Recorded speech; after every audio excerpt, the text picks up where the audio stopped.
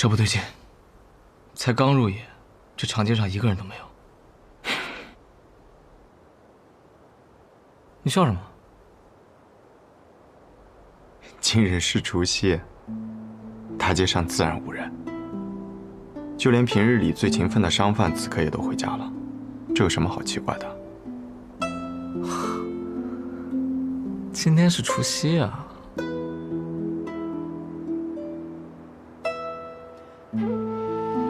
好香啊！的确好香啊！什么东西啊？是油豆腐的味道，普通人家过年会做的一种食物，用比较蓬松的豆腐，在油里炸过。有钱人家的话，还会在里面放上肉馅。想吃，去抢一些来。每年的除夕，是这些穷苦人家一年中少有的好日子。不要在这样的日子里给别人增添麻烦。哎，行。哎，你小时候会期盼过年吗？自然。过年那段时光，是一年中少有的好日子。无论过去一年有多少烦恼，似乎在新的一年开始之际，都可以清空。大家开开心心地吃上一顿饭。等到了天亮之时，一切又是新的开始。你说的太过书卷了。我听别人说，大家喜欢过年，是因为很多平常不舍得吃的东西，只有过年才会吃。普通人家似是如此，我小时候家境还算殷实，这方面似乎没有太大感觉。我给忘了，你以前还是个富家公子呢。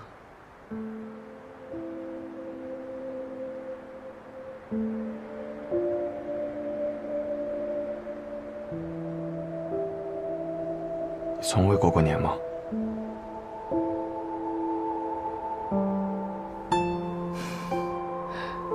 从我有记忆开始，我就跟我弟弟一块流浪。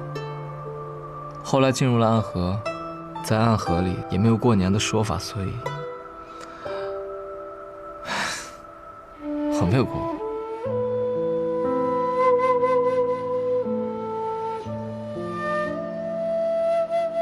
可惜今日应该没有酒馆会营业了，不然请你喝上一杯。真是。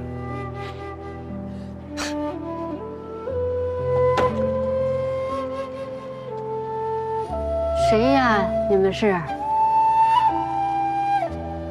奶奶不必害怕，我们只是过路旅人，停下来歇歇脚，即刻便走。这大过年的，你们还要赶路啊？对，出来办些事儿，路上耽搁了。成河，走了。哎，孩子，除夕的日子里，只有大城的客栈才开着门，最近的大城，你们还要走4、5个时辰，不如来我家吃个年夜饭吧。孩子，求求你们了，就陪陪我这个老婆子，吃个年夜饭吧。好，请。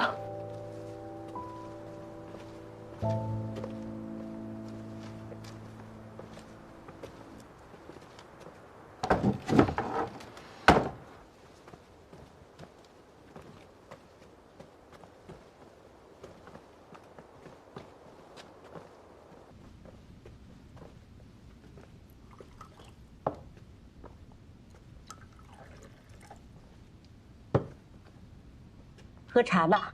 哎，你们先坐下来，我去给你们弄饭吃啊。坐吧，别客气。不怕有诈？我不怕，你怕了？怎么可能？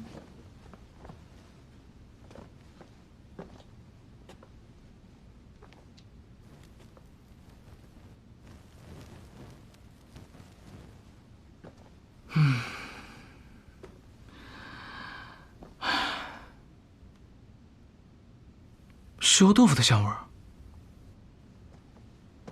开饭啦！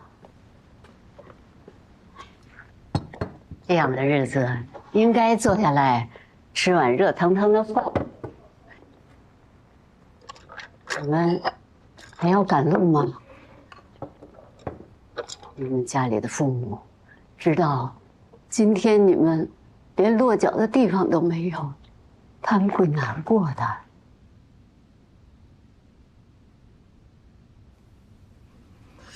这油豆腐好香啊，我感觉我能吃一大碗白米饭。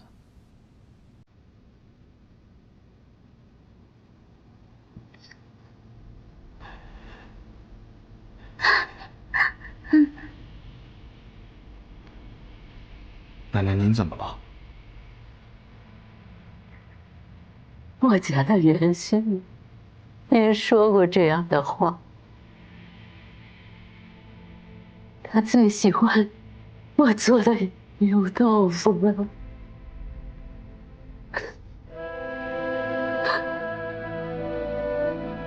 抱歉。无妨。您说是打完了仗就回来过年了，我方才听到门外有响声，以为是他的同伴给我带来的消息有问题，我以为他回来了，却没想见到了你们。我知道是他派来你们跟我一起过年的。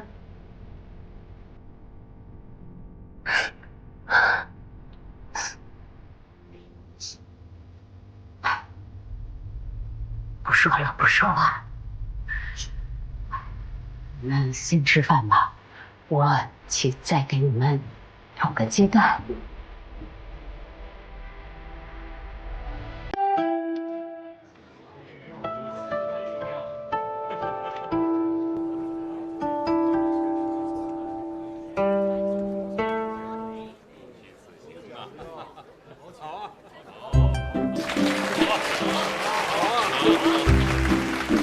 来，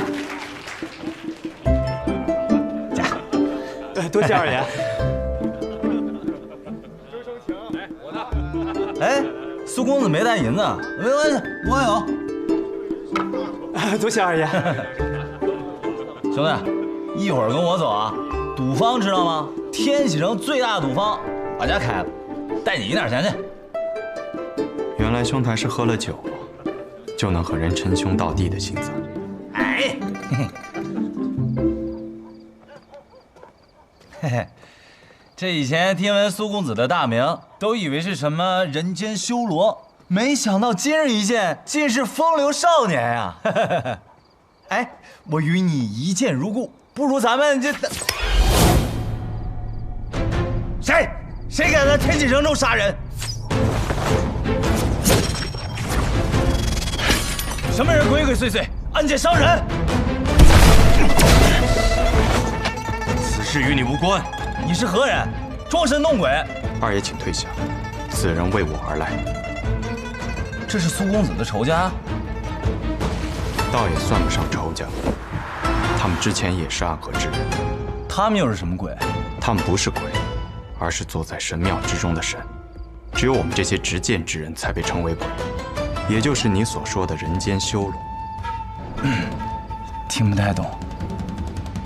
总之好像很可怕。倒也没有，只是我的剑被哲叔收走，倒是有些麻烦。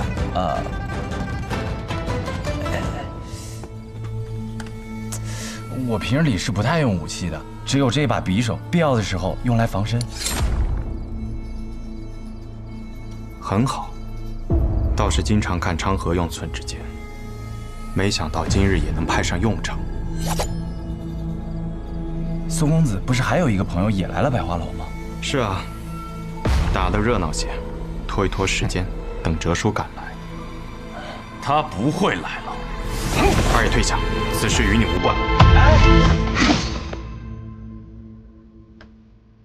阿紫，你还真是慷慨啊！为了庆祝我找到女儿，你这一下派了4个过来。哎呦，你是想要了我的老命啊！你们要好好伺候苏先生，知道吗？是。那我先下去了。看嘛看嘛。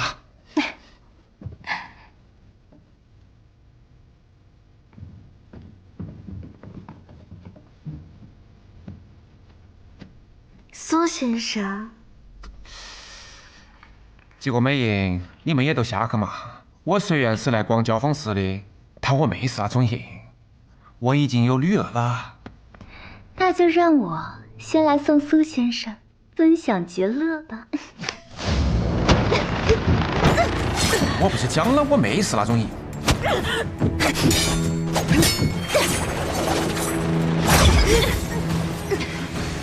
我已经过了做美人计的年纪了。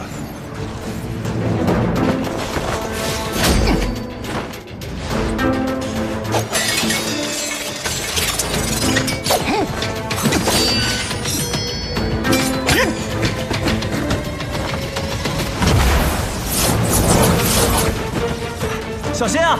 那是神仙笔，地上的一个字就是一道气，一会儿气随笔出，他想寻你的罩门。多嘴！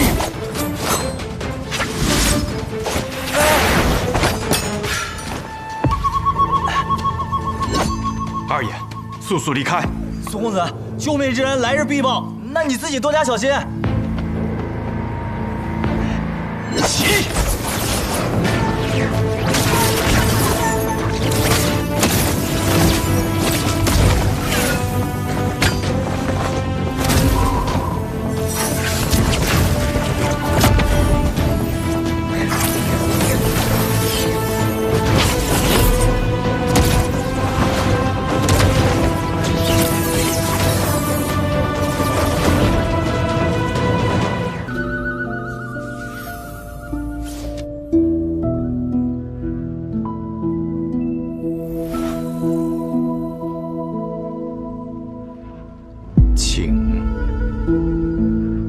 请走，请进，还是还请国师明示？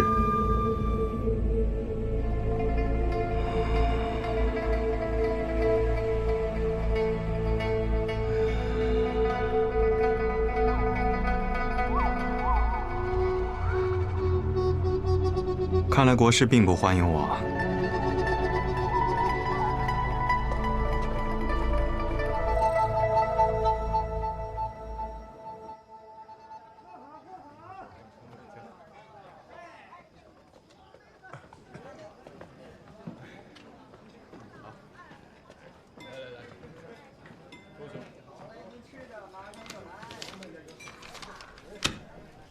哟，请问贵客有什么需要？要见上访，再来一桌好酒好菜，我要招待客人。好嘞，楼上请。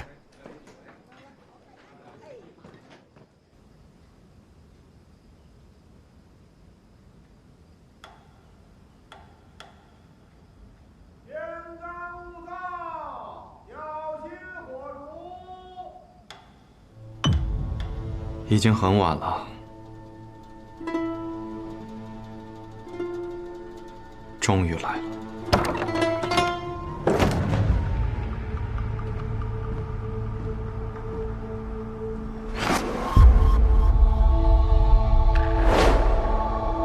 这是一份邀请。哼，这是邀请我们去赴宴？你只来了1日，可整个天启城的重要人物都知道你来了。正因为他们都知道我来了，所以今夜任何人来寻我，他们都不会觉得奇怪。在他们眼中，你不过是想要知道我来天启城的目的，前来探寻的一员罢了。哼，你很聪明。对于我们来说，你若现身，我们是第一个要来寻你的人。因为天启城的暗处，由我们来守护。听闻暗河苏家主剑法举世无双，我练的也算是剑，想试一试苏家主的本事。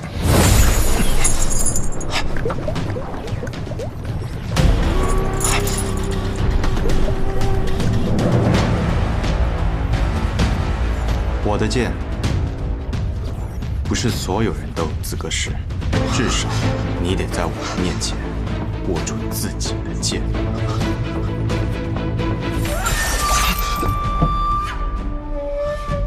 这便是传说中执三鬼的厉害，终于见到了。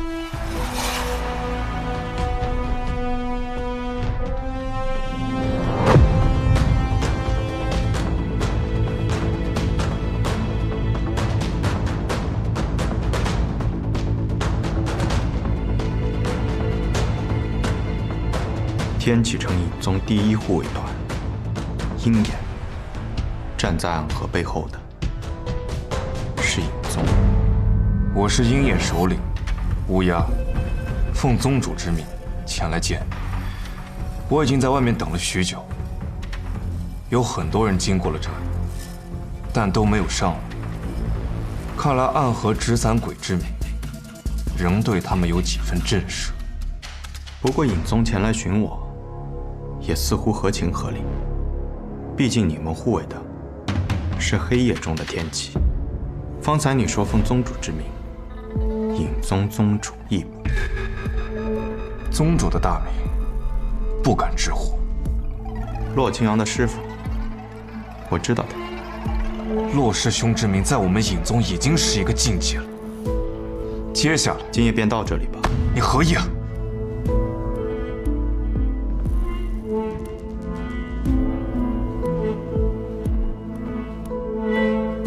今夜我想知道的，仅仅是你们的身份。至于其他的，明日再说。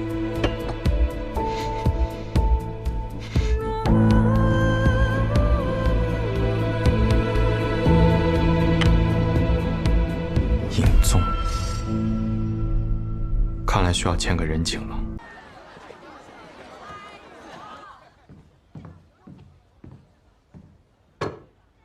喝药了？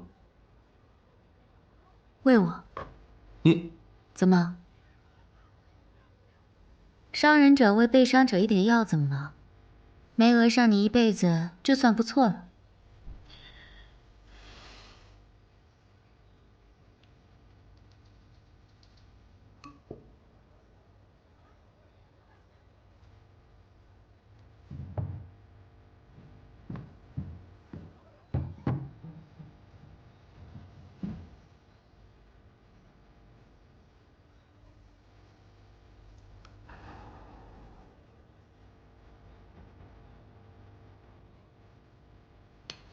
好体贴的小郎君啊！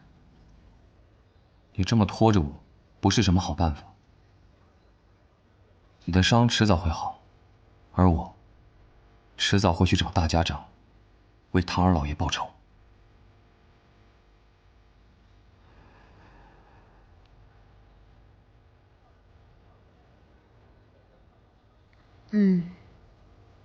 好苦的药啊！那便等我伤好那日再说吧。毕竟堂堂玄武使，总要先还债，再报仇吧。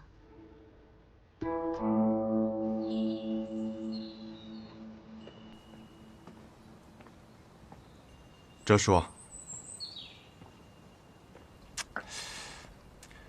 昨天你们那个声音真的是太响了，我都听到了。你真的想当大家长吗？哲叔觉得呢？不行。要是我那个女看上你的话，绝对不行。要是没看上的话，那倒是可以。哲叔说笑了。主朝外面传来消息，谢繁华死了，长河杀的，穆伯也死了，我杀的。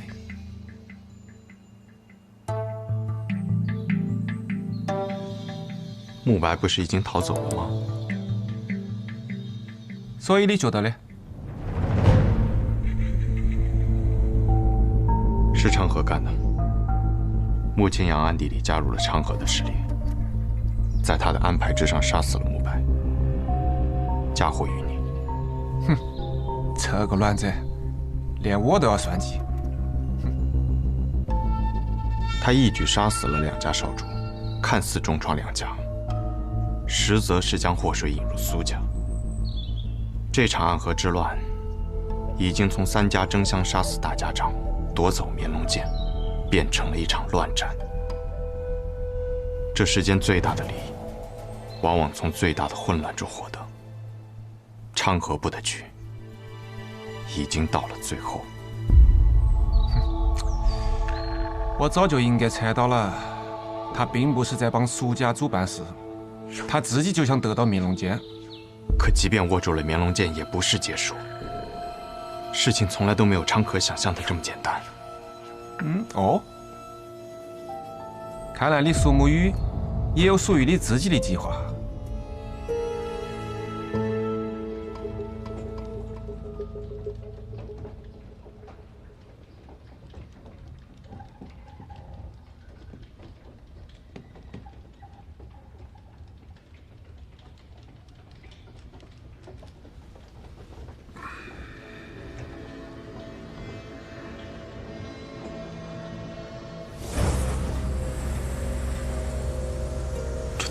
已经解了，难道小神医又回来了？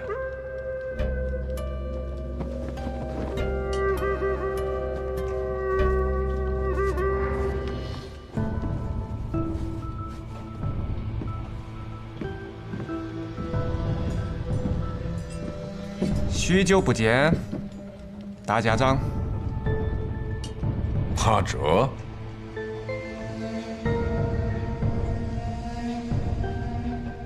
你怎么会突然出现在这里啊？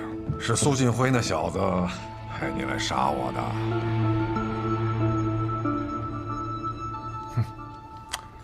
多年前，我也曾为大家长拼死一搏过。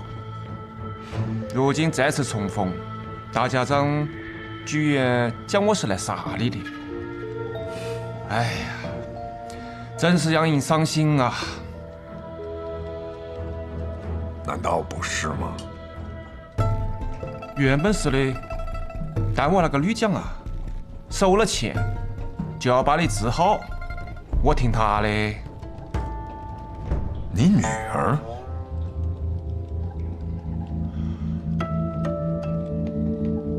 药王谷温家，难怪。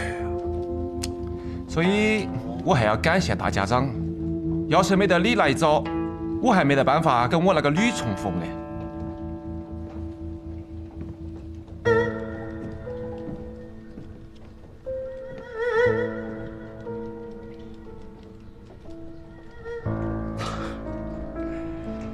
神医，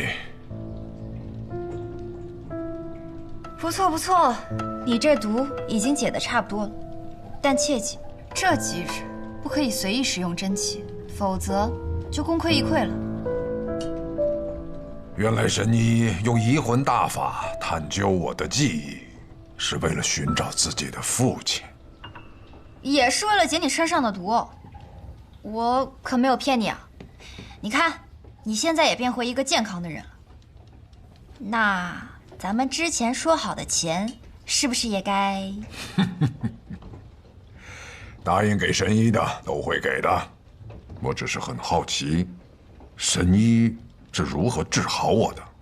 我以移魂大法和大家长同感同知，所以便也体会了一把那雪落一枝梅的万蚁蚀身之痛。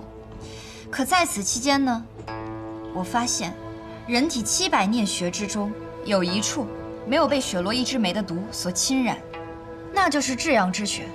所以我用银针将那雪落一枝梅的毒全部都逼到了至阳之穴中。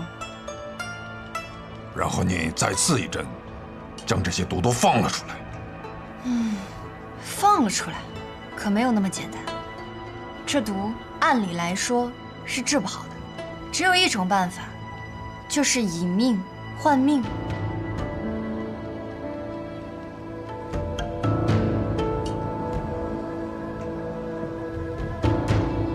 以命换命，这就需要一个内力极其精湛之人，以手掌覆盖至阳穴，将那毒生生给吸出来，也就等同于将毒引至己身。那么问题便来了，在这诸朝之中，有谁愿意为了大家长，以命换命呢？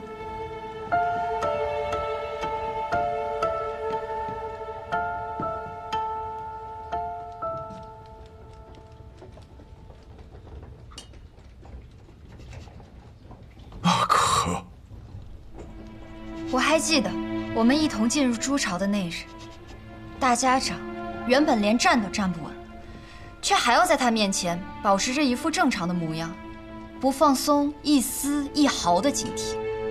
可就是这么一个你不愿意在他面前放松警惕的阿珂，最终却为你献出了自己的生命。大家长，你们之间有什么故事吗？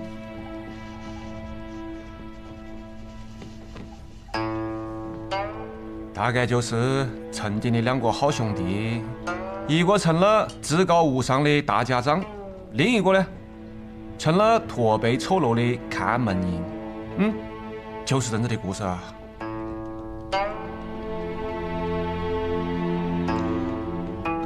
他人现在在哪儿？他走了。罗叔，真的不等大家长醒来了吗？不了，醒来也不必相见了。我与他之间的纠葛，从此一笔勾销。这处诸朝，你也自行处理了吧。大家长若已无事，那么这处诸朝便应是要亡故的了。也好，那个小神医呀，是个不错的姑娘。没想到罗叔也有喜欢调侃别人的时候。哎呀，人总在临死的时候，才能够真正的看透自己，获得真正的解放。如今，我不是安和的人了，也不是穆家的穆可文，更不再是这处诸朝的看护者了。哎呀，没有了这些负担，我忽然觉得活在这个世间，好像又添了几分的滋味，又不再是那么的想死了。罗叔，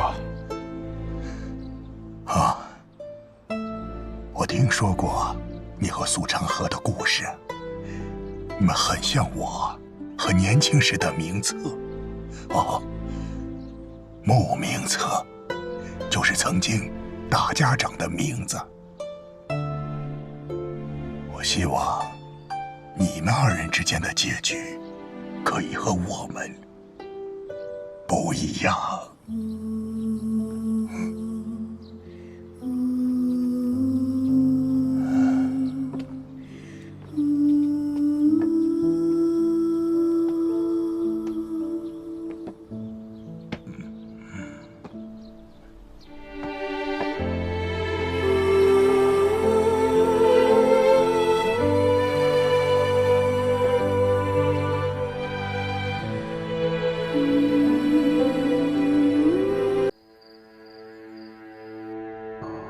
父皇已经康健了，回去之后就睡下了，但是到此刻也未曾醒来。可我听说城里的禁令已经结束了。是的，陛下这么一现身，许多谣言都不攻自破了。太医院对外宣称，说陛下已经康健了，只是需要休息一些时日，但实际上，陛下的病还并没有好。所以说，父皇是强撑着也要去参加那场宴席。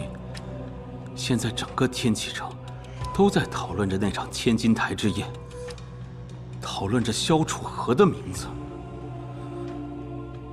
他们说，这龙峰卷轴上的名字，也必然是属于他的了。殿下，所有人都是逐利的，尤其是在这天启城。那本王就让他们不敢去追逐这份利。殿下要做什么呀？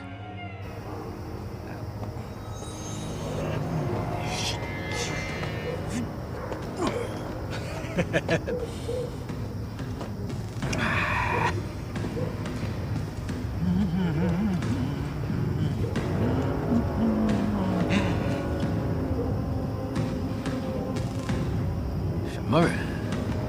我要让所有人知道，在天启城，谁敢帮萧楚河，谁就要做好没命的准备。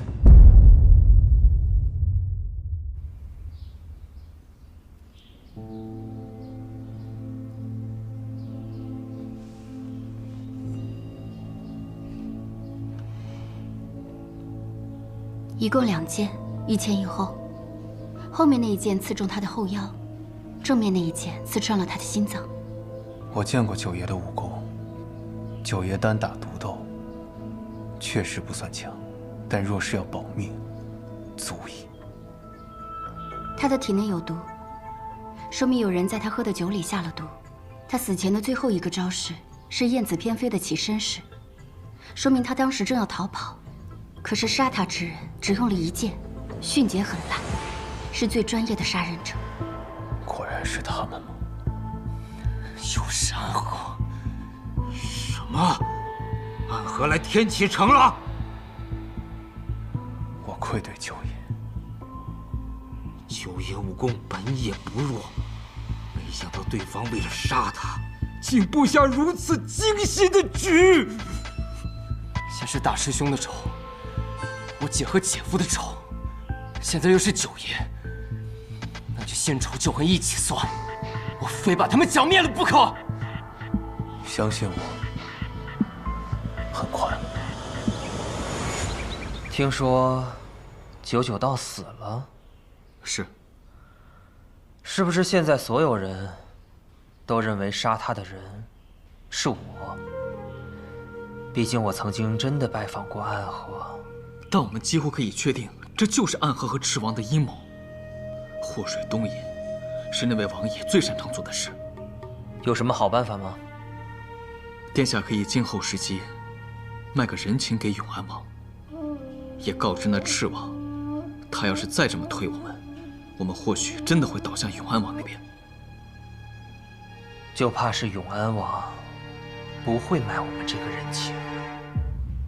龙贤，你说天启城区区一个不入流的混混死了，足够乱了吗？九九道一死，这些人就会嗅到危险，对萧楚河的支持也会动摇，会影响到他在天启城的根基。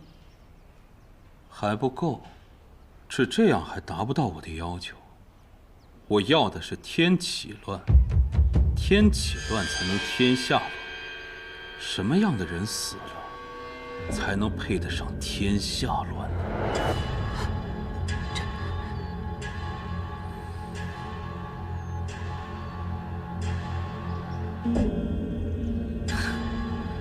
放心，我不是要杀皇帝，让暗河派出最好的杀手。我要杀的是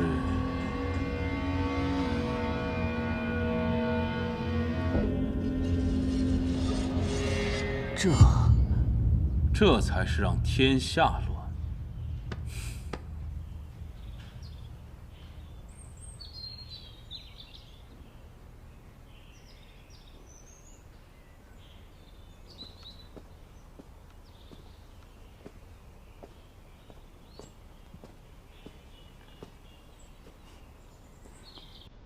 外面太冷了，拿着吧。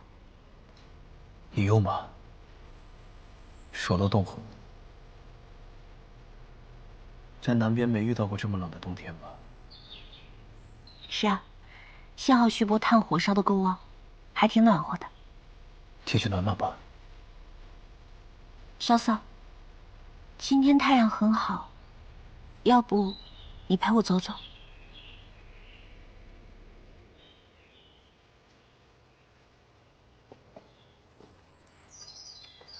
小嫂，我知道你在想什么。什么？下一个是谁？暗河背后的人是谁，我们不清楚。但背后的人如果是想报复我，不会只杀一个99道。毕竟江湖中人在朝堂之中掀不起我了。若想震慑支持我的文武百官，恐怕要杀一个更重要的朝廷官员。那天来赴宴的文武百官，多数是碍于上面人的态度，不得不来。所以最危险的，应该是那些自愿帮助你的人。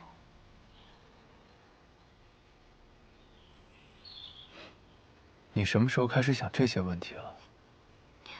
我可是雪月城的大小姐，真以为我只靠拳头说话呀？以前不想这些，一是因为不喜欢，二是因为有大师兄在。大师兄想的比我周全些，我早已习惯依赖于他了。现在大师兄不在了，怎么着，我也得展示一下自己作为朱雀守护的实力吧。好，千露，今晚你就要去一个地方。什么地方？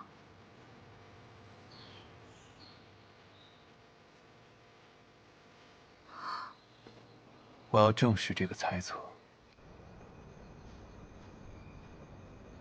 太师，近日天启城不太平，您每日夜晚出来散步的习惯，能不能缓一缓呢？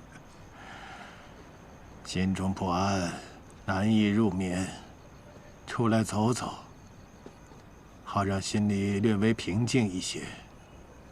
陛下病重，几位皇子都在争权，朝野上下都是狼子野心的大臣，南边又有男爵虎视眈眈，没有比这更糟的情况了。可这监国，也不只有太师您一人呐。蓝月侯，蓝月侯不是不想治国，只是他身份特殊，怕招来猜忌。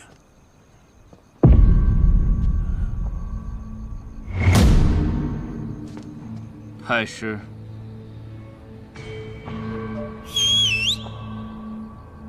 不要再发信号了。此人能走到这里，那些隐卫想必早就被他解决了。那些人的功夫不弱，花费了一些功夫。你到底是谁派来的？太师，抱歉了。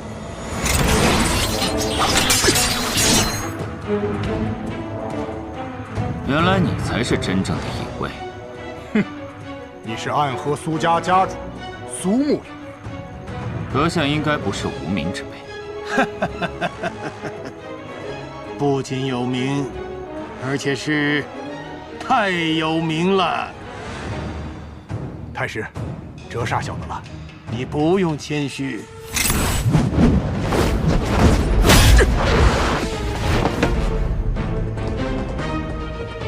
杀人王黎天，当年在祁雷山，你被几十名高手围攻，身负重伤逃走，没想到在这里遇到你。十三鬼，当年未能与你一战的遗憾，看来今日要弥补上。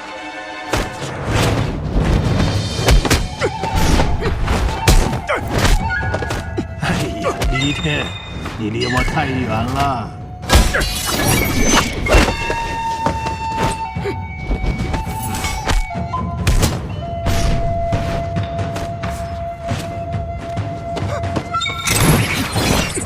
奴家穆雨墨见过董太师。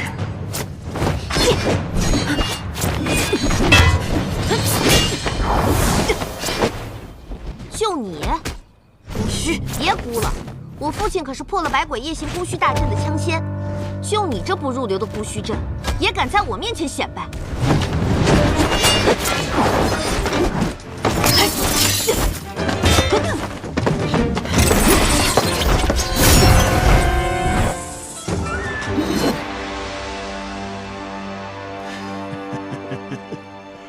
真是有几分刺激啊！啊，这暗河胆子也太大了。胆子大的可不是暗河呀。李天，在。既然这位千落姑娘到来，想必这永安王殿下已经知道暗河身后的人是谁了。谁都知道董太师从不设党争，也从来不支持任何皇子。当年父皇登基前是一样，现在也是一样。杀了他，不会对成为卷轴上那个名字有太多影响，但是对整个朝政以及这个天下就会犹如重击。方才听你探来的消息，白王去过暗河。萧景霞和白王前后都去过暗河，这与暗河出山和唐门联手的日子是符合的。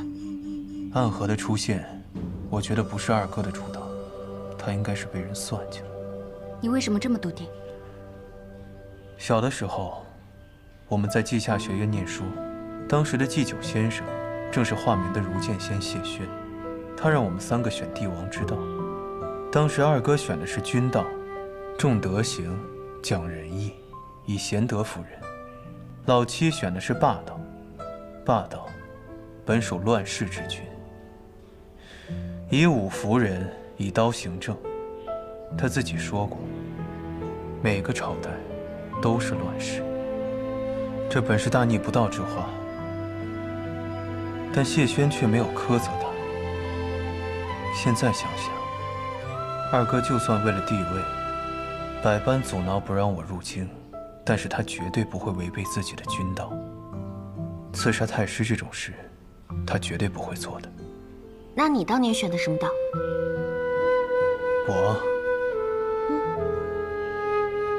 我选的是游侠道。游侠道是什么道？纵剑江湖，醉酒高楼。那年我10岁，这是我最想做的事情。这倒像雷无节会说出的话。听到有人叫我的名字。叶姑娘，你叫我做什么？萧瑟聊起他小时候的事，我觉得有点像你。他这半老头子还像我？什么半老头子？怎么不是了？你成天懒洋洋、软绵绵，像结了冰似的。你不是半老头子，谁是？好货！公子，宫里来信了。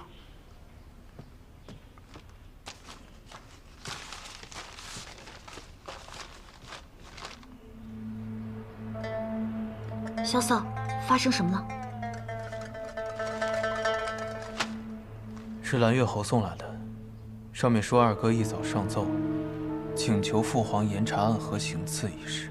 好一个借机行事！白王趁此与暗河撇清了关系，又给了真正的幕后之人一个威慑。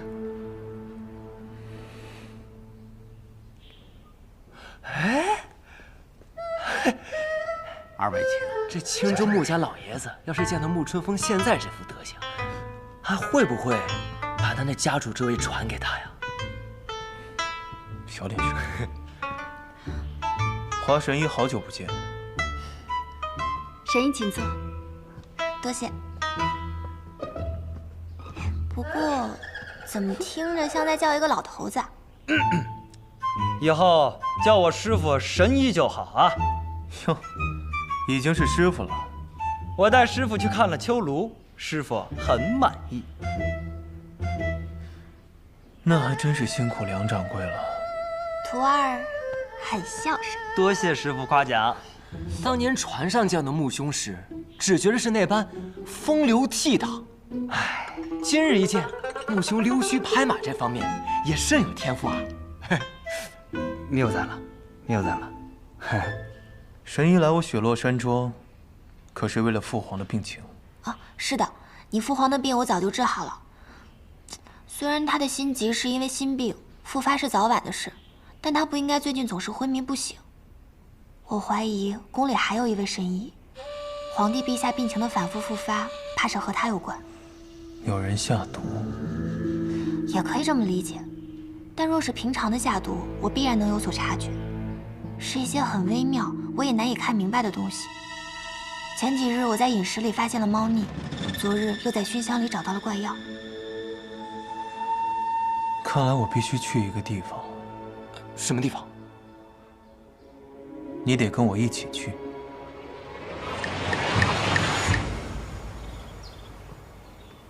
叶姐姐，你们以前经常来这儿吗？不止我，还有白王萧崇。小时候我们3个人经常在一起玩。有一件事我一直没问，你跟萧瑟是怎么认识的呀？我一直在等你问我呢，等到我以为你根本就不在乎。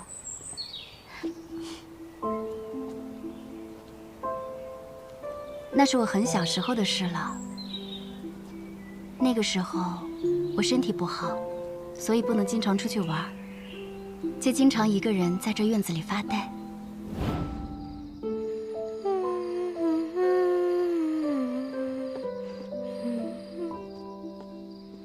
你是谁？是我打扰你了吗？你为什么会在我的家里？我叫萧楚河，我跟叔父一起来见叶将军的。你为什么会坐在这把椅子上？我身子不好，虽然师父总说我要多走路，才能有助身体变好，可我每次走几步就觉得很痛苦，所以阿爹给我打了这把椅子。来，站起来。我知道这很痛苦，但如果是你，一定没有问题的。那年我7岁，萧楚河9岁，我们就是这么认识的。我知道这很痛苦，但如果是你，一定没问题。认住。难怪，叶姐姐，那你对萧瑟……那都是过去的事了，未来更重要。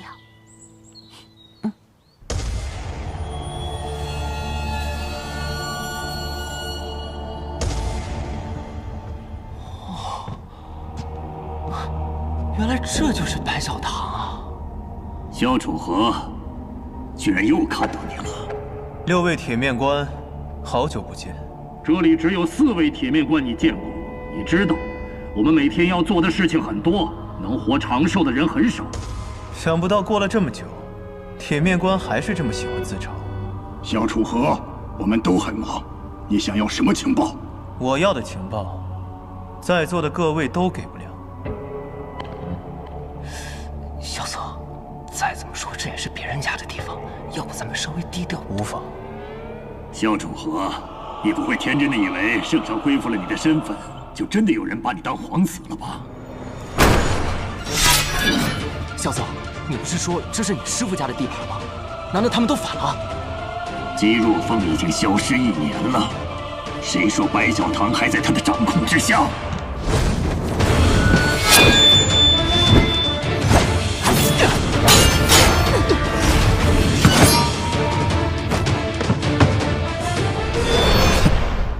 萧瑟，他使的这棍子，跟你的无极棍好像。